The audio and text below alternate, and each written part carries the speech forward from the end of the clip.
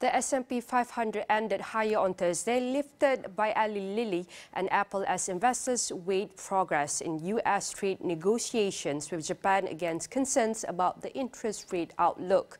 Traders lean toward optimism following U.S. President Donald Trump's comments about big progress in the bilateral talks after Wednesday's steep sell-off.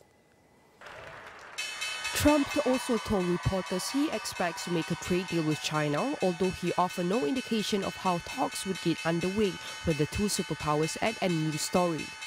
Eli Lilly's search after the drug makers say its experimental pill worked as well as blockbuster drug Ozempic to lower weight and blood sugar in a trial of diabetes patients. Apple climbed with the iPhone recovering from some of its recent deep losses. United Health plunged and capped the blue chip Dow in negative territory after the insurer lowered its annual profit forecast on expectations of high medical costs for the rest of the year. Other health insurers slumped with CVS Health and Humana both falling. What's moving stocks today is interesting. I think we're still kind of anticipating more earnings reports, and so I hesitate to say that there's, investors are maybe pausing to see what's going to happen because there's been such frenzied trading activity, for the last several weeks. But that potentially is one thing we're seeing today. We have this push-pull between, investors in equity markets want stocks to go up. That's kind of why they invest in markets. And recent news that, has made them think that stocks are going to go down. So maybe we've reached a little bit of an equilibrium in that push-pull today. I don't think it's going to last. I think that we're, this volatility that we're seeing, which is driven not only by uncertainty, but really by confusion, I think that is likely to continue at least into the near term. I think we've already seen a lot of money flowing from the U.S. outside of the U.S., which is why, we've seen the dollar weaker and European markets doing better than the U.S. market.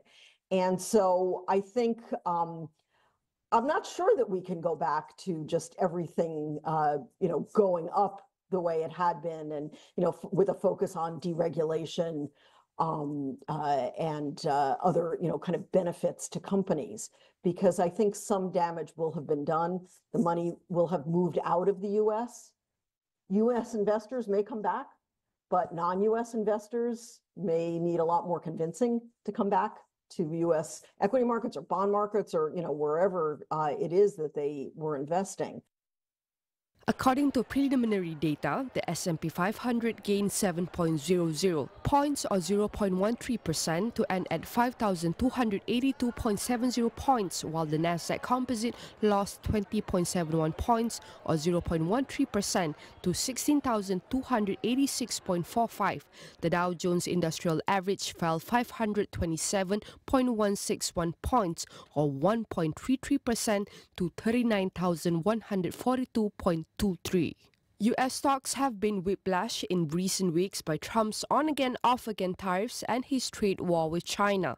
The S&P 500 remains down about 6% since April 2nd. The Trump announced sweeping global tariffs that he later put on pause. Investors are now laser-focused on talks with dozens of countries over the coming weeks for more clarity on the size and scope of tariffs on individual nations and sectors.